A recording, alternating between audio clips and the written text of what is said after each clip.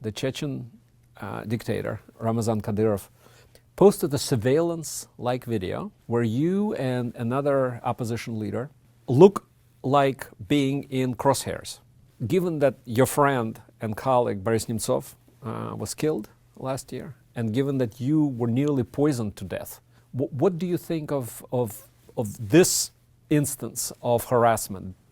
Well, given Mr. Kadyrov's background and reputation, both Mikhail Kasyanov and I consider this video to be a direct threat, to be a direct and public incitement to murder. And in fact, we have already submitted an official request for a criminal probe into this posting, this publication.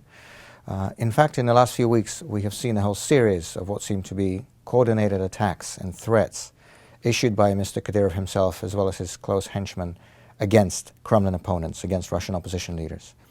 And frankly, I think this whole series of events is a direct result of the brazen impunity that has surrounded the assassination of our friend, my friend, Russian opposition leader Boris Nemtsov, who was gunned down 200 yards away from the Kremlin nearly a year ago in February 2015.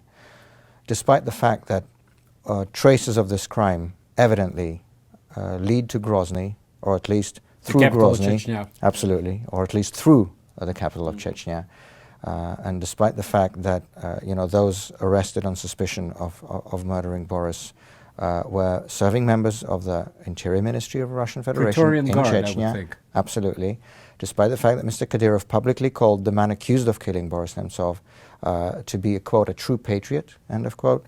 And despite the numerous requests by the lawyers representing Boris Nemtsov's children to question Mr. Kadyrov regarding this case, he wasn't questioned even formally by the investigators. We hear no criticism of him or his actions or his public threats from the Kremlin. In fact, we hear the opposite.